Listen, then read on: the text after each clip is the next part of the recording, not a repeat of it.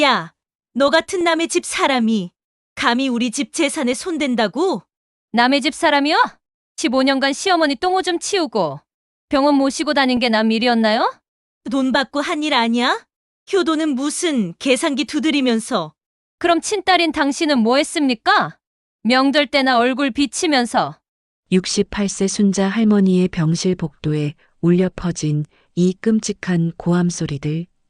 바로 그녀의 친딸 지연이와 며느리 수진이가 벌인 추악한 다툼이었습니다. 할머니는 병실 침대에 누워서 이 모든 소리를 듣고 있었죠. 가슴이 찢어질 것 같았습니다. 어머니 돌아가시면 장례 비용도 만만찮을 텐데 집 팔아서 반반 나누죠. 미쳤어? 엄마 살아계시는데 벌써 장례 얘기해? 현실적으로 생각해야죠. 어차피 오래 못 사실 텐데. 순자 할머니의 두 눈에서 뜨거운 눈물이 주르륵 흘러내렸습니다. 평생을 자식들을 위해 살아온 그녀에게 이보다 더 잔인한 배신이 있을까요? 과연 순자 할머니에게 무슨 일이 일어났을까요? 이 충격적인 상황이 벌어지기까지는 참으로 길고도 아픈 이야기가 있었습니다. 이 모든 이야기는 바로 3개월 전부터 시작되었습니다. 본격적인 사연 시작 전 이야기가 더 많은 분들께 전해질 수 있도록 구독과 좋아요 부탁드립니다.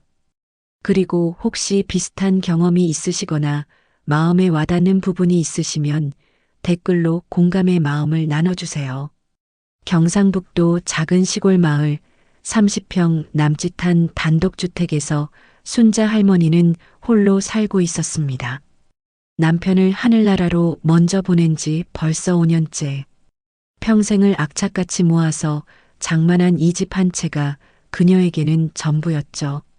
시장에서 30년간 반찬 가게를 운영하며 남편이 공장에서 받던 월급 180만 원과 합쳐서 한 푼, 두 푼 모은 돈으로 마련한 소중한 보금자리였습니다. 순자 할머니는 두 자녀를 키우며 얼마나 많은 희생을 했을까요?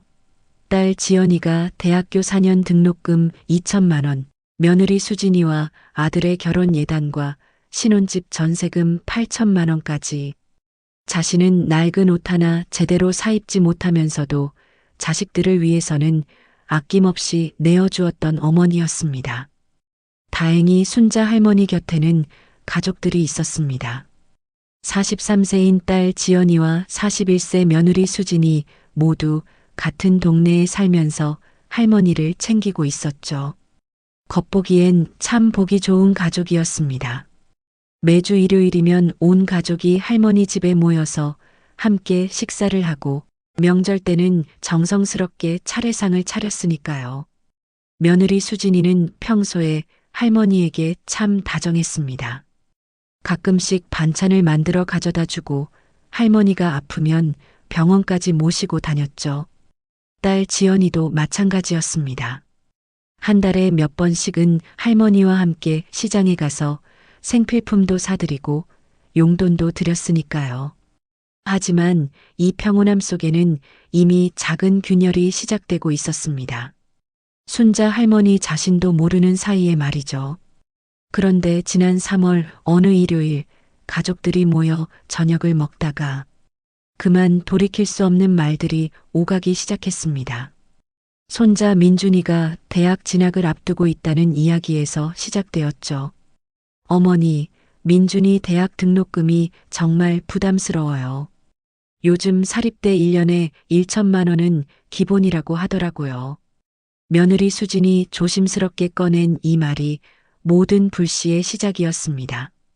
그 순간 딸 지연이의 표정이 미묘하게 변했죠. 그런데 엄마, 나중에 이 집은 어떻게 하실 생각이에요? 우리가 미리 준비를 해야 하지 않을까요? 순자 할머니는 그 순간 가슴이 덜컥 내려앉는 것을 느꼈습니다. 아직 자신은 건강하게 살아있는데 벌써 재산 이야기가 나오다니. 하지만 가족들 앞에서 섣불리 불쾌감을 드러낼 수도 없었죠. 아직 그런 생각은 안 해봤는데. 나도 앞으로 얼마나 더 살지 모르잖니. 할머니가 대답하기도 전에 며느리 수진이 끼어들었습니다. 어머니, 연세도 이제 많으시고 혹시 모를 일에 대비해서 미리미리 정리해 두시는 게 좋을 것 같아요. 요즘 상속세도 많이 나온다고 하던데. 그 말을 들은 딸 지연이가 벌떡 일어서며 날카롭게 쏘아붙였습니다. 야, 너 지금 뭐라고 했어? 엄마가 살아계시는데 그런 말을 어떻게 해? 저는 어머니를 걱정해서 하는 말이에요. 현실적으로 생각해야죠. 분위기가 급속도로 얼어붙었습니다. 평온했던 가족의 저녁 식사 자리가 순식간에 전쟁터가 되어버린 거죠. 순자 할머니는 이때만 해도 이것이 시작에 불과하다는 것을 알지 못했습니다. 그날 밤 순자 할머니는 잠을 이루지 못했습니다. 자식들의 그 차가운 눈빛이 자꾸만 떠올랐거든요. 혹시 자신이 너무 예민하게 받아들인 건 아닐까 생각해 보기도 했지만 가슴 한구석이 계속 무거웠습니다. 조용했던 그녀의 노후에 거대한 균열이 생기기 시작한 것을 그때는 알지 못했습니다. 이것이 곧 더 끔찍한 일들의 서막일 뿐이라는 것을. 그 일요일 저녁 이후로 순자 할머니의 마음은 편할 날이 없었습니다. 하지만 더 큰 충격은 바로 다음 주에 찾아왔죠. 며느리 수진이가 갑자기 순자 할머니 집을 찾아왔습니다. 평소와 달리 표정이 사뭇 진지했어요. 어머니, 저희가 진심으로 걱정되어서 그래요. 요즘 혼자 계시는 어르신들이 사기도 많이 당하시고 건강도 나빠지시잖아요. 수진이는 마치 순자 할머니를 진심으로 걱정하는 것처럼 말했습니다. 하지만 이어진 말들은 할머니의 가슴에 비수처럼 꽂혔죠. 그래서 말인데요. 이 집을 제 명의로 미리 옮겨놓는 게 어떨까요? 나중에 상속세도 절약하고 어머니도 편하게 지내실 수 있게요. 무슨 소리냐? 순자 할머니가 깜짝 놀라 물었습니다. 수진이는 더욱 다급하게 말을 이어갔어요. 어머니, 저희가 어머니를 15년 동안 모셨잖아요. 병원 모시고 빨래하고 청소하고. 그 순간 현관문이 벌컥 열리며 딸 지연이가 들어왔습니다. 마침 어머니 안부를 확인하러 온 참이었는데 수진이와 마주치게 된 거죠. 수진아. 무슨 일로 왔어? 지연이가 수상하다는 듯 물었습니다. 수진이는 당황한 기색 없이 대답했어요. 아, 언니. 어머니랑 중요한 이야기를 하고 있었어요. 이 집 말이에요. 집이 왜? 언니도 알잖아요. 어머니 연세도 많으시고 미리미리 정리해두는 게 좋다고 생각해서요. 지연이의 표정이 순식간에 변했습니다. 뭔가 심상치 않다는 걸 직감한 거죠. 정리해둔다는 게 무슨 뜻이야? 어머니를 제가 더 가까이서 모시고 있으니까 이 집도 제 명의로 해두는 게. 뭐라고? 지연이가 소리를 버럭 질렀습니다. 순자 할머니는 그 순간 두 사람 사이에서 어찌할 바를 몰랐어요. 야, 너 지금 제정신이야? 내가 친딸인데. 언니, 친딸이면 뭐예요? 실제로 어머니를 모시고 있는 건 저인데요. 모시고 있다고? 너 웃기지 마. 용돈도 내가 더 많이 드렸어. 용돈이요? 한 달에 고작 30만 원 가지고. 저는 어머니 병원비, 생활비 얼마나 됐는데요. 두 사람의 목소리가 점점 높아졌습니다. 순자 할머니는 가슴이 터질 것만 같았어요. 평생 자식들을 위해 살아왔는데 이제는 자신의 집을 두고 이렇게 다툰다니.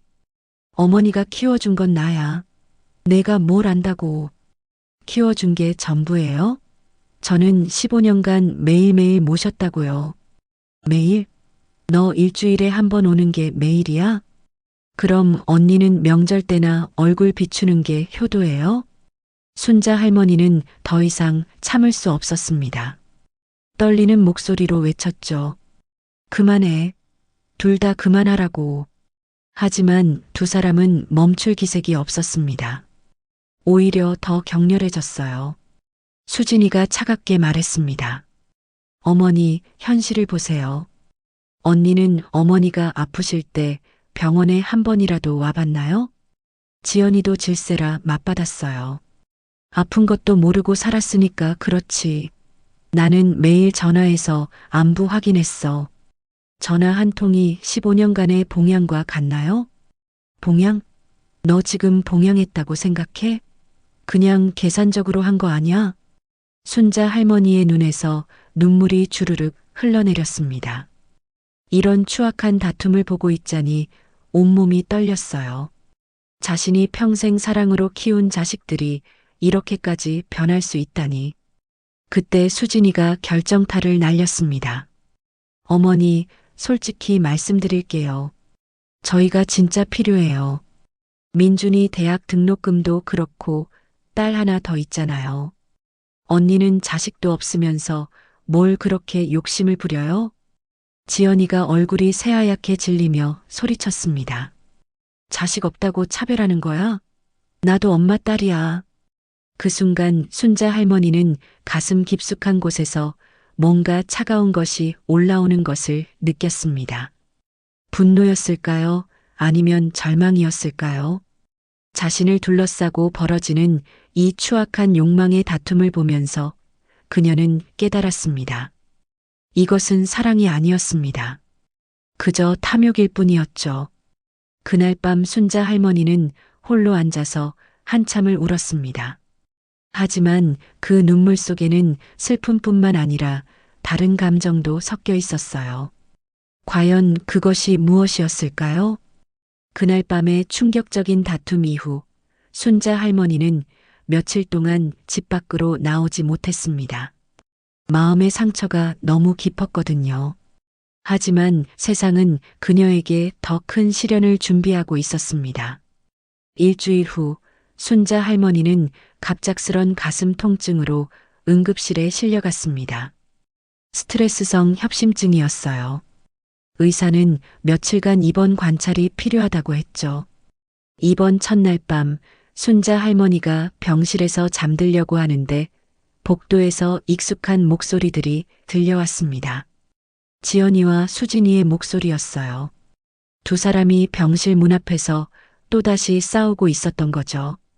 언니, 어머니 상태가 이렇게 안 좋으신데 아직도 그런 생각하세요? 무슨 생각?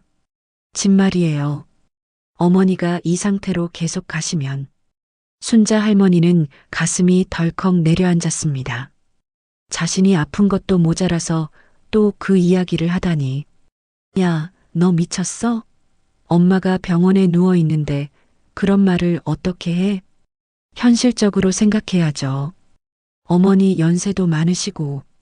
너 정말 인간이야? 언니야말로 현실을 봐요. 어머니가 돌아가시면 장례 비용도 만만찮을 텐데 집 팔아서 반반 나누는 게 어때요? 순자 할머니는 그 말을 듣는 순간 온몸이 얼어붙는 것을 느꼈습니다. 아직 살아있는 자신의 장래 이야기를 하다니. 이보다 더 잔인한 배신이 있을까요? 미쳤어? 엄마 살아계시는데 벌써 장래 얘기해? 현실적으로 생각해야죠. 어차피 오래 못 사실 텐데. 지금 상태로는 1년도 어려울 것 같은데요. 너 정말. 지연이의 목소리가 떨리고 있었습니다. 하지만 수진이는 멈추지 않았어요. 언니도 알잖아요. 어머니가 요즘 깜빡깜빡 하시는 것 같다고 했잖아요. 혹시 치매라도 오시면 유언장 쓰는 것도 어려워질 텐데요. 그 순간 순자 할머니의 두 눈에서 뜨거운 눈물이 주르륵 흘러내렸습니다. 가슴이 찢어질 것 같았어요. 평생을 자식들을 위해 희생하며 살아왔는데 이제는 자신이 죽기만을 기다리고 있다니. 다음 날 오후 순자 할머니의 상태가 조금 나아졌을 때였습니다. 지연이가 병실로 찾아왔어요. 엄마 어떠세요? 많이 좋아지셨죠? 평소 같았다면 반가웠을 딸의 목소리였지만 어젯밤 그 끔찍한 대화를 들은 후라 순자 할머니의 마음은 차가웠습니다. 지연아, 엄마 걱정 마세요. 제가 다 알아서 할게요. 그런데 지연이가 조심스럽게 꺼낸 말이 할머니를 더욱 절망에 빠뜨렸습니다. 엄마, 혹시 기분 나쁘게 생각하지 마세요. 그런데 요즘 엄마가 가끔 깜빡하시는 것 같아서 혹시 병원에서 정밀 검사 한번 받아보시는 게 어떨까요? 순자 할머니는 그 순간 모든 것을 깨달았습니다. 딸마저 자신을 치매 환자 취급하려 한다는 것을, 유언장을 무효화시키려는 계산이었던 거죠. 내가 치매라는 거니? 아니에요, 엄마. 그냥 예방 차원에서요. 요즘 어르신들이 건망증이 심해지시잖아요. 그 순간 복도에서 또 다른 목소리가 들려왔습니다. 수진이와 자신의 남편, 그러니까 순자 할머니의 아들이 대화하는 소리였어요. 여보, 어머니 상태가 어때? 글쎄, 의사 말로는 스트레스성이라고 하는데, 나이도 나이고 요즘 정신도 좀 이상하신 것 같아. 이상하다고? 응, 며칠 전에도 나를 딸이라고 하시더라고. 그리고 자꾸 옛날 이야기만 하시고. 순자 할머니는 분노로 온몸이 떨렸습니다. 며느리가 거짓말을 하고 있었던 거죠. 자신은 단 한 번도 수진이를 딸이라고 부른 적이 없었거든요. 그럼 정말 치매인가? 아직은 확실하지 않지만. 그래서 지연이 언니랑 상의해서 미리미리 준비하는 게 좋을 것 같아. 순자 할머니는 그 순간 자신이 얼마나 철저하게 배신당했는지 깨달았습니다. 딸과 며느리가 자신을 치매 환자로 만들어서 재산을 가로채려 한다는 것을, 더욱 충격적인 것은 며칠 후였습니다. 동네 사람들이 병문안을 왔는데 그들의 시선이 예전과 달랐어요. 순자 씨, 요즘 어떠세요? 정신은 괜찮으시죠? 무슨 소리예요? 아니에요. 그냥 수진이가 요즘 순자 씨가 많이 힘드시다고 하더라고요. 순자 할머니는 그제서야 깨달았습니다. 수진이가 동네방네 돌아다니며 자신이 치매라는 소문을 퍼뜨리고 있었던 거죠. 평생을 이웃들과 정답게 지내온 자신의 명예가 하루아침에 땅에 떨어지고 있었습니다. 그날 밤 순자 할머니는 병실에서 혼자 눈물을 흘렸습니다. 하지만 그 눈물 속에는 슬픔뿐만 아니라 다른 감정도 섞여 있었어요. 분노, 그리고 결심이었습니다. 이렇게 당하고만 있을 수는 없다. 내 뜻을 분명히 남겨야겠어. 순자 할머니의 마음속에서 무언가가 단단히 굳어지고 있었습니다. 자신을 배신한 가족들에게 마지막 한 방을 날려줄 계획이 서서히 자라나고 있었던 거죠. 과연 순자 할머니는 어떤 결심을 하게 될까요? 퇴원한 지 일주일 후 순자 할머니는 조용히 집을 나섰습니다. 목적지는 시내에 있는 법무법인이었어요. 평생 변호사 사무실에 가본 적 없던 그녀였지만 이번만큼은 달랐습니다. 어르신, 어떤 일로 오셨나요? 젊은 변호사 김민수 씨가 정중하게 물었습니다. 순자 할머니는 떨리는 목소리로 말했어요. 유언장을 쓰고 싶습니다. 그러시군요. 혹시 급하게 쓰시려는 특별한 이유가 있으신가요? 순자 할머니는 잠시 망설였습니다. 하지만 곧 단단히 마음을 먹고 입을 열었어요. 제 가족들이 제가 치매라고 소문을 내고 다닙니다. 미리 준비해두지 않으면 나중에 무효라고 할까 봐서요. 김 변호사는 순자 할머니와 30분간 대화를 나눴습니다. 그리고 확신했죠. 이분은 정신이 완전히 멀쩡하다는 것을. 어르신, 정신감정서도 함께 준비해 드릴까요? 나중에 이의제기가 있을 때 대비해서요. 그러면 좋겠네요. 순자 할머니는 그날 정식으로 유언장을 작성했습니다. 하지만 그 내용은 아무에게도 말하지 않았어요. 단지 김 변호사에게만 당부했죠. 제가 부를 때까지는 절대 비밀로 해주세요. 집으로 돌아온 순자 할머니는 며칠 동안 평소와 다름없이 지냈습니다. 하지만 마음속으로는 계획을 세우고 있었어요. 과연 누가 진심으로 자신을 걱정하는지 확인해 보기로 한 거죠. 그 주 일요일 순자 할머니는 지연이와 수진이를 불러서 말했습니다. 너희들 말이 맞는 것 같다. 나도 이제 나이가 들어서 미리 정리를 해야겠어. 두 사람의 눈이 번쩍 빛났습니다. 드디어 기회가 왔다는 듯이요. 지연이가 먼저 입을 열었어요. 엄마, 현명하신 판단이에요. 그럼 집은 아직 결정 안 했어. 너희들이 어떻게 하는지 좀 더 지켜보려고. 그 말을 들은 순간부터 두 사람의 태도가 180도 바뀌었습니다. 마치 경쟁이라도 하는 것처럼 순자 할머니에게 잘 보이려고 애쓰기 시작했어요. 먼저 딸 지연이가 움직였습니다. 이틀 후 순자 할머니 집에 나타나서는 눈물을 뚝뚝 흘리며 말했어요. 엄마, 제가 그동안 효도를 제대로 못해서 죄송해요. 앞으로는 매일매일 와서 모실게요. 그리고는 50만 원짜리 봉투를 내밀었죠. 엄마 용돈이에요. 맛있는 거 사드세요. 순자 할머니는 씁쓸하게 웃었습니다.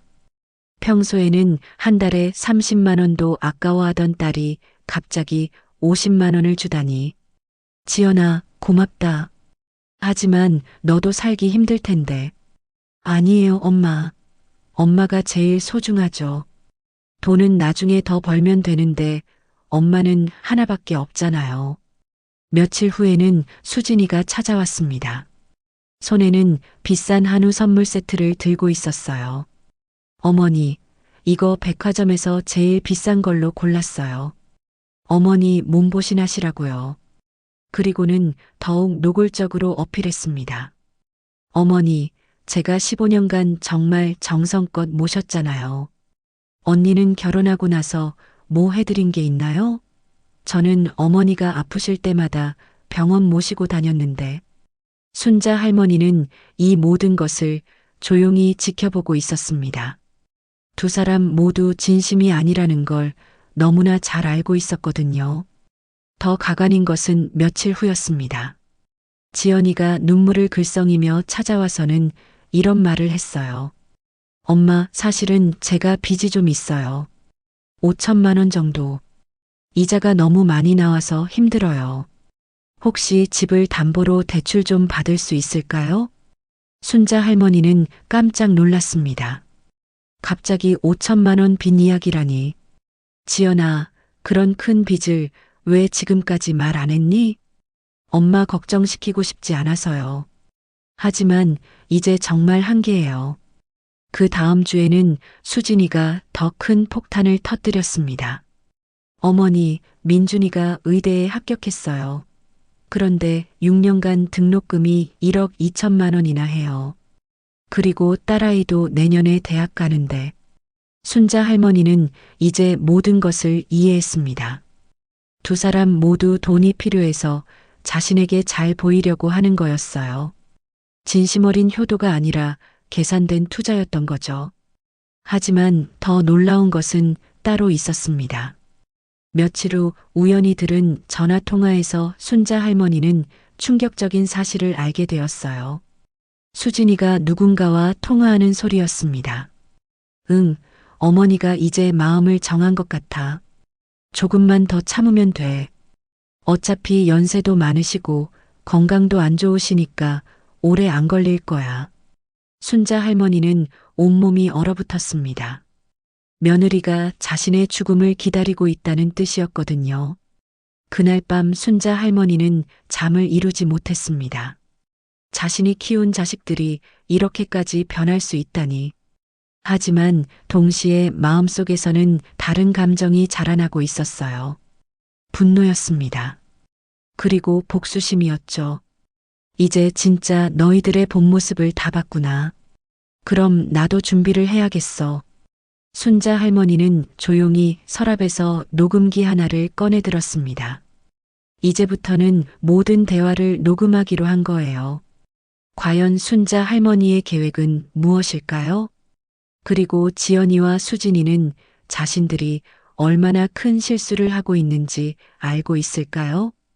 며칠 후 순자 할머니의 계획이 서서히 실행되기 시작했습니다. 하지만 그녀가 예상하지 못한 더 큰 배신이 기다리고 있었어요. 월요일 아침 순자 할머니는 평소처럼 동네 마트에 장을 보러 갔습니다. 그런데 마트 아주머니가 이상한 눈빛으로 그녀를 바라보더니 조심스럽게 말을 걸어왔어요. 순자 씨, 요즘 몸은 어떠세요? 네, 괜찮아요. 왜요? 아, 그냥. 수진이가 그러는데 요즘 많이 힘드시다고 하더라고요. 순자 할머니는 가슴이 답답해졌습니다. 수진이가 또 무슨 소문을 퍼뜨린 걸까요? 무슨 말씀이세요? 마트 아주머니는 더욱 조심스럽게 말했어요. 수진이가, 순자 씨가 요즘 깜빡깜빡 하신다고, 그리고 어제는 저를 딸이라고 부르셨다고 하던데요. 순자 할머니는 깜짝 놀랐습니다. 그런 일은 전혀 없었거든요. 그런 적 없는데요. 아, 그래요? 수진이가 거짓말을 한 건가? 그런데 어제 보건소에서도 그런 얘기를 하더라고요. 순자 할머니는 온몸에 소름이 돋았습니다. 수진이가 보건소까지 가서 거짓말을 하고 다닌다는 뜻이었거든요. 집으로 돌아가는 길에 더 충격적인 일이 기다리고 있었습니다. 이웃집 할머니가 걱정스러운 표정으로 다가왔어요.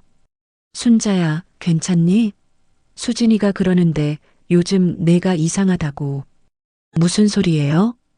글쎄, 며칠 전에 수진이가 우리 집에 와서 그러더라고. 시어머니가 요즘 밤에 혼자 중얼거리시고 죽은 남편이랑 대화한다고. 그래서 정신과 진료를 받아야 할 것 같다고 하던데. 순자 할머니는 분노로 온몸이 떨렸습니다. 자신이 정신병자라는 소문까지 퍼뜨리고 있었던 거죠. 그날 오후 수진이가 순자 할머니 집을 찾아왔습니다. 평소와 다름없이 다정한 척 하면서요. 어머니, 오늘 컨디션은 어떠세요? 순자 할머니는 녹음기를 켜놓은 채 대답했어요. 괜찮다. 그런데 수진아, 내가 동네에 이상한 소문을 내고 다닌다던데? 수진이는 당황한 기색 없이 대답했습니다. 무슨 소문 말씀이세요? 내가 치매라고 정신이 이상하다고 말하고 다닌다며? 그 순간 수진이의 표정이 순간적으로 변했습니다. 하지만 금세 다시 평소 표정으로 돌아왔어요.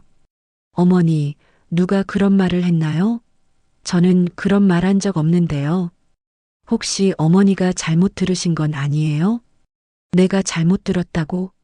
어머니, 요즘 정말 많이 피곤해 보이시거든요. 그래서 제가 이웃분들한테 어머니 건강이 걱정된다고 말씀드린 거예요. 순자 할머니는 소름이 돋았습니다. 이렇게까지 뻔뻔할 수 있다니. 그럼 내가 거짓말하고 있다는 거냐? 아니에요, 어머니. 그런 뜻이 아니라 혹시 어머니가 스트레스 때문에 예민해지신 건 아닐까요? 바로 그때 수진이가 더욱 충격적인 말을 했어요. 어머니, 사실 제가 걱정되어서 그런 건데 어젯밤에 어머니가 혼자 중얼거리시는 소리가 들렸어요. 무슨 소리를 했다고? 돌아가신 아버지 이름을 부르시면서 그리고 어떤 아이 이름도 계속 부르시더라고요. 순자 할머니는 기가 막혔습니다. 완전히 꾸며낸 이야기였거든요. 수진아, 그런 일은 없었어. 어머니가 기억을 못 하시는 거예요. 그래서 더 걱정되는 거고요. 그 순간 수진이가 결정타를 날렸습니다. 어머니, 혹시 병원에서 정밀검사 한번 받아보시는 게 어떨까요? 요즘 치매 조기 진단이 중요하다고 하던데. 순자 할머니는 마침내 깨달았습니다. 수진이가 얼마나 치밀하게 자신을 치매 환자로 만들려고 하는지를. 그럼 내가 치매라는 거지? 아니에요, 어머니. 예방 차원에서요. 그리고 혹시 모르니까 중요한 서류 같은 것들도 미리 정리해 두시는 게. 어떤 서류? 집 관련 서류 같은 거요. 만약에 어머니 상태가 더 나빠지시면 나중에 처리하기 어려워질 수도 있잖아요. 순자 할머니는 그 순간 모든 퍼즐이 맞춰지는 것을 느꼈습니다. 수진이의 최종 목표는 자신을 치매 환자로 만들어서 법적 능력을 박탈하고 재산을 가로채는 거였어요. 더욱 놀라운 것은 그 다음 주였습니다. 갑자기 보건소에서 전화가 왔어요. 순자 할머니시죠? 가족분이 신청하셔서 정신건강 상담을 받으시라고 하는데요. 누가 신청했다고요? 며느리분이 신청하셨어요. 할머니가 요즘 많이 혼란스러워 하신다고. 순자 할머니는 온몸이 떨렸습니다. 수진이가 이제 공식적으로 자신을 정신병자로 만들려고 하고 있었던 거죠. 그날 저녁 딸 지연이가 찾아왔습니다. 하지만 그녀마저 수진이 편에 서 있었어요. 엄마, 수진이 말이 맞는 것 같아요. 엄마가 요즘 정말 많이 변하셨어요. 나를 믿지 못하겠다는 거냐? 엄마, 저희가 걱정되어서 그래요. 병원에서 검사만 받아보세요. 이상 없으면 다행이고. 순자 할머니는 그 순간 완전히 고립되었다는 것을 깨달았습니다. 딸마저 수진이의 거짓말을 믿고 있었던 거죠. 그날 밤 순자 할머니는 녹음기를 다시 들어봤습니다.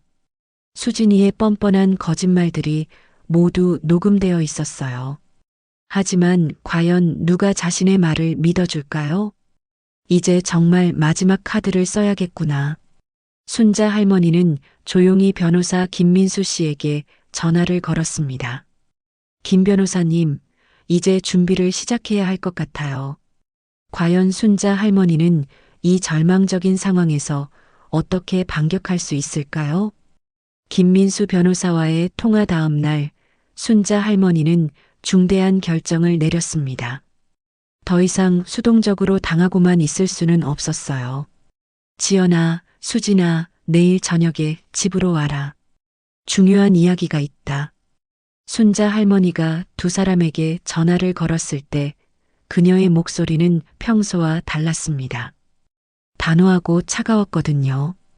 이틀 후 일요일 저녁 6시 순자 할머니의 거실에는 긴장감이 가득했습니다. 지연이와 수진이 그리고 아들 대수까지 모두 모여 있었어요. 그리고 그들 앞에는 김민수 변호사가 서류 가방을 들고 앉아 있었습니다. 엄마, 갑자기 변호사까지 부르시고 무슨 일이에요? 지연이가 불안한 목소리로 물었습니다. 수진이도 마찬가지로 긴장한 표정이었어요. 순자 할머니는 차분하게 입을 열었습니다. 너희들이 그렇게 걱정해 주니까 내가 미리 유언장을 써뒀다. 그 말을 듣는 순간 세 사람의 표정이 순식간에 변했습니다. 특히 지연이와 수진이의 눈에서는 기대감이 번쩍였어요. 엄마, 현명하신 판단이에요. 지연이가 목소리를 가다듬으며 말했습니다. 김민수 변호사가 서류 봉투를 꺼내 들었습니다. 그럼 이제 유언장을 공개하도록 하겠습니다. 거실에 있던 모든 사람들이 숨을 죽였습니다. 특히 수진이는 두 손을 꼭 쥐고 있었어요. 변호사가 봉투를 열고 유언장을 꺼내 읽기 시작했습니다. 나 박순자는 정신이 온전한 상태에서 다음과 같이 유언한다.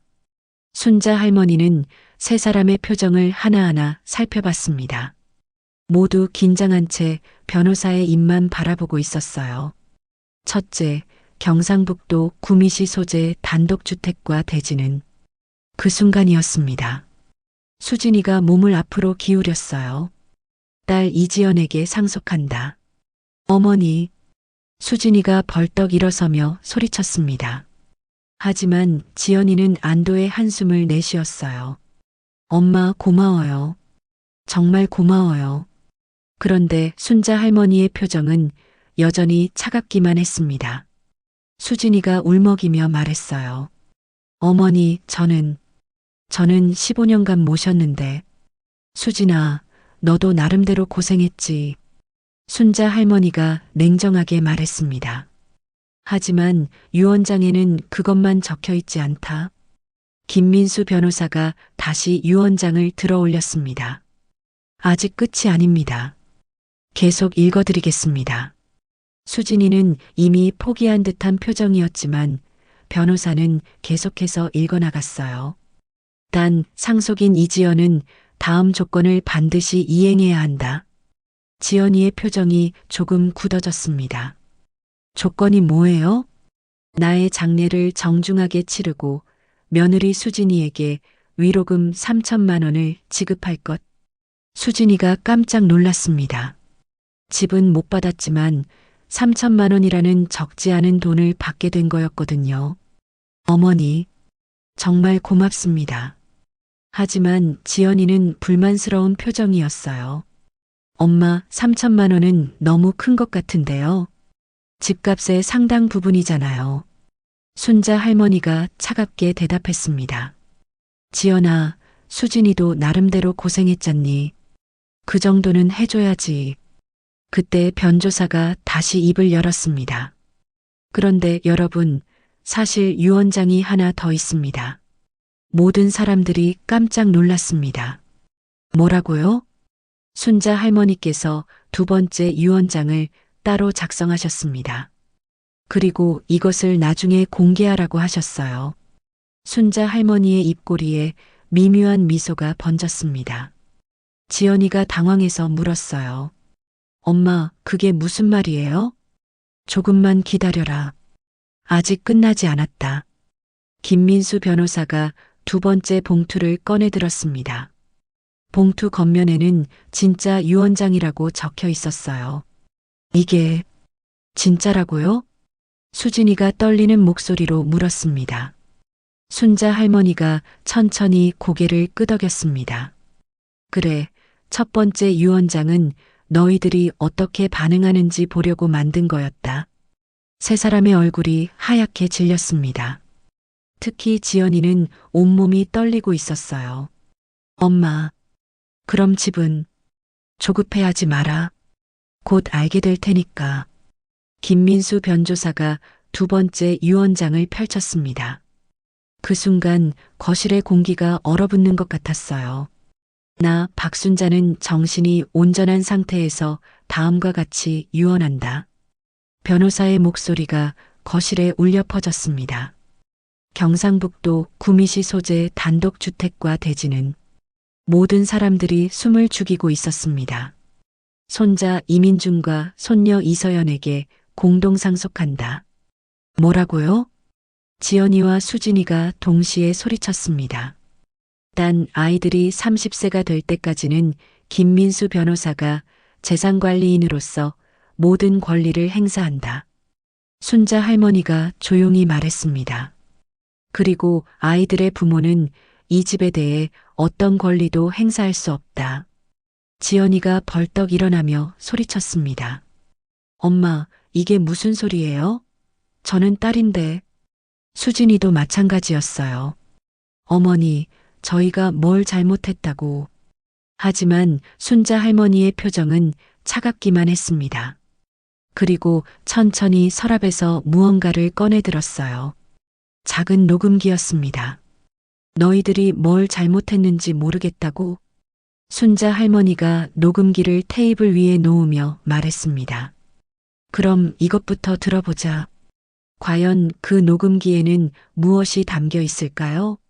지연이와 수진이의 운명은 어떻게 될까요?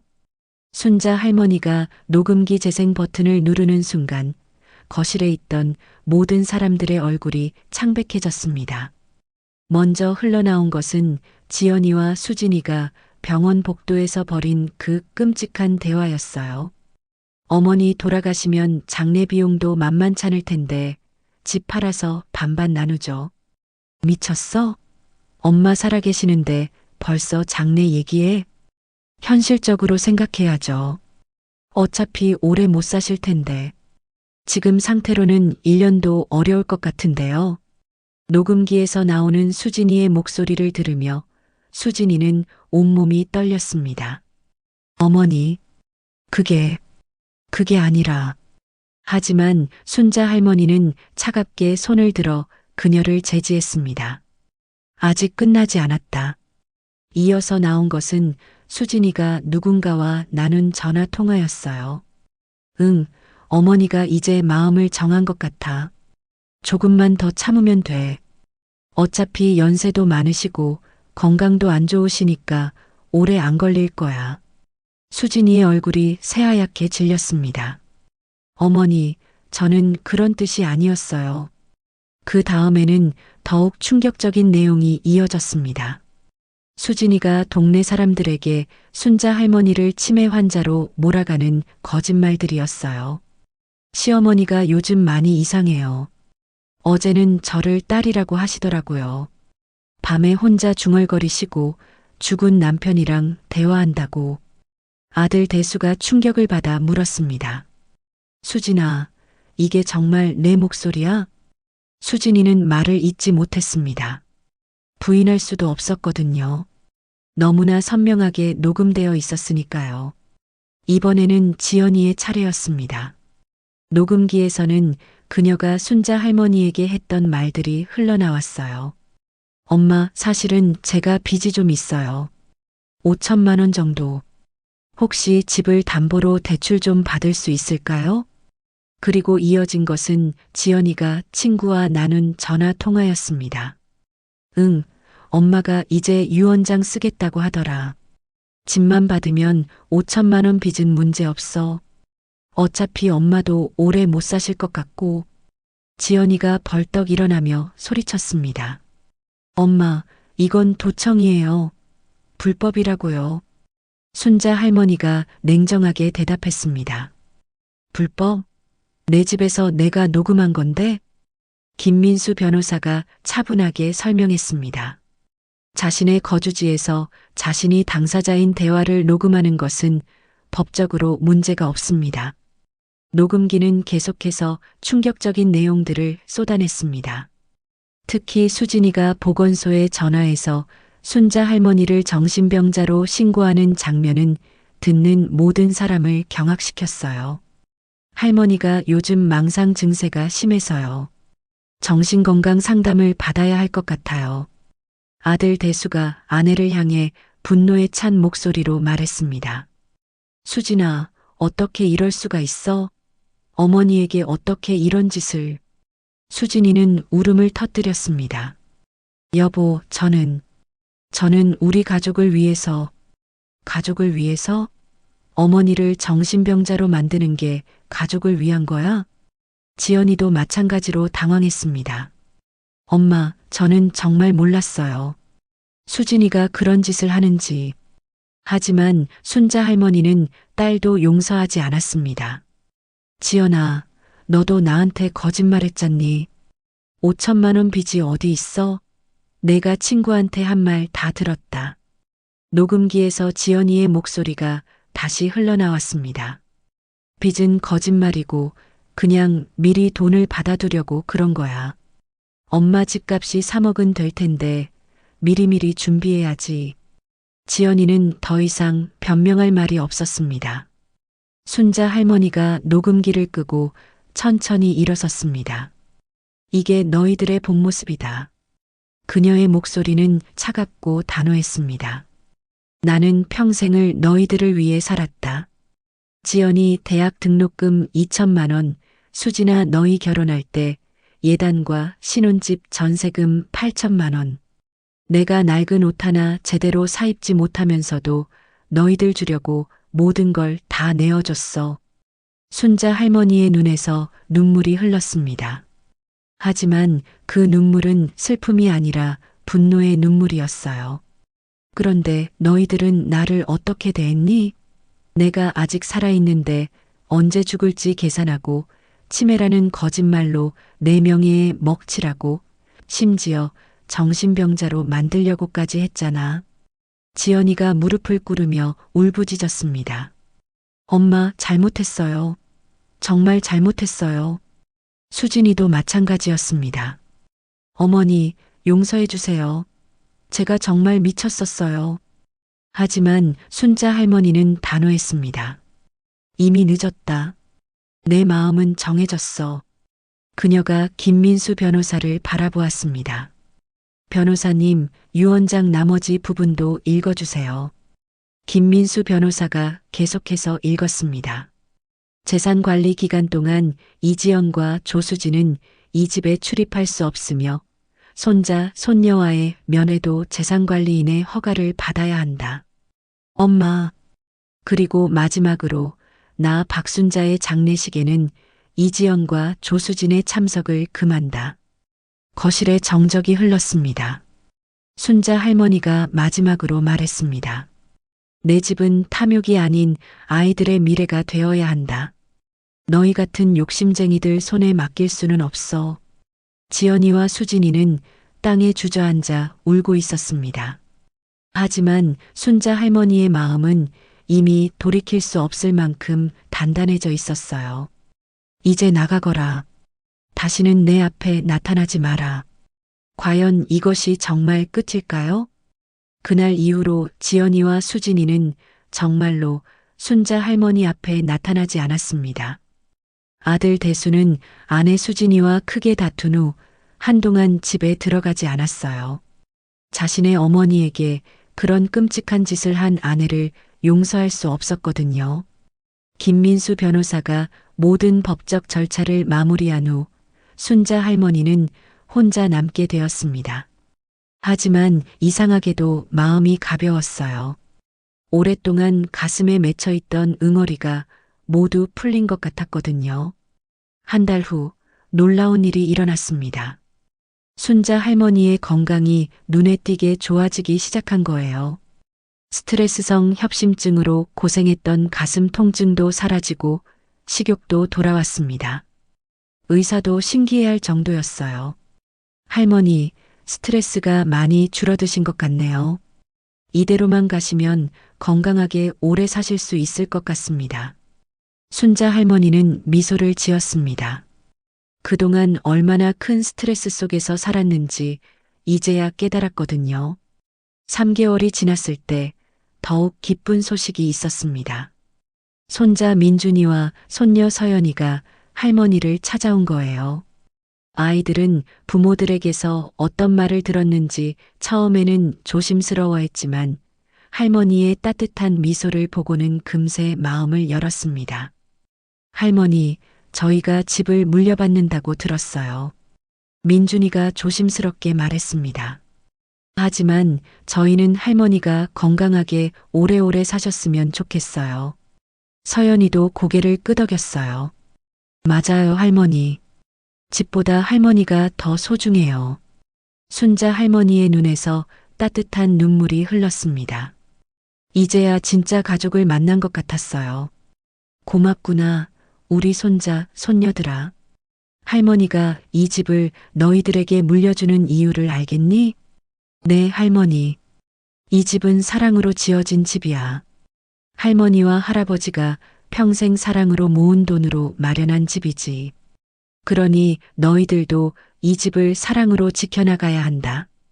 아이들은 진지하게 고개를 끄덕였습니다. 김민수 변호사도 가끔씩 순자 할머니를 찾아와서 안부를 물었어요. 그리고 재산 관리 상황에 대해서도 자세히 보고해 드렸습니다. 할머니, 아이들이 30세가 될 때까지는 제가 책임지고 관리하겠습니다. 걱정하지 마세요. 고맙네, 변호사님. 젊은 나이에 이런 일까지 맡아주시고. 할머니께서 현명한 결정을 하셨어요. 아이들의 미래를 위한 최선의 선택이었다고 생각합니다. 6개월이 지나자 동네 분위기도 많이 달라졌습니다. 처음에는 가족 갈등 때문에 수군거리던 이웃들도 이제는 순자 할머니를 예전보다 더 존경하게 되었어요. 특히 수진이가 퍼뜨린 거짓 소문들이 모두 밝혀진 후로는 사람들이 순자 할머니를 더욱 따뜻하게 대해 주었습니다. 순자 씨, 정말 대단하세요. 그런 상황에서도 현명하게 판단하시고 아이들 미래를 생각한 멋진 결정이었어요. 어느 날 저녁 순자 할머니는 창가에 앉아서 마당을 바라보고 있었습니다. 민준이와 서연이가 마당에서 즐겁게 뛰어놀고 있었어요. 아이들의 웃음소리가 집 안가득 울려 퍼졌습니다. 그 순간 순자 할머니는 깨달았습니다. 진짜 가족이라는 게 무엇인지를요. 가족이라도 욕심에 눈이 멀면 남보다 못할 수 있구나. 하지만 아이들의 순수한 웃음이 있는 한 나는 다시 살아갈 힘이 있어.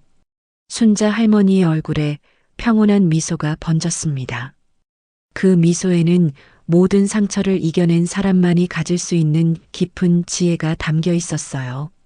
한편 지연이와 수진이는 어떻게 지내고 있을까요?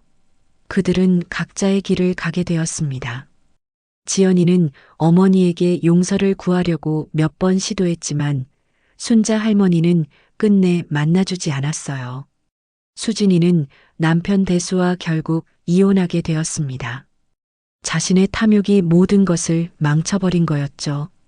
하지만 순자 할머니는 그들을 원망하지 않았습니다.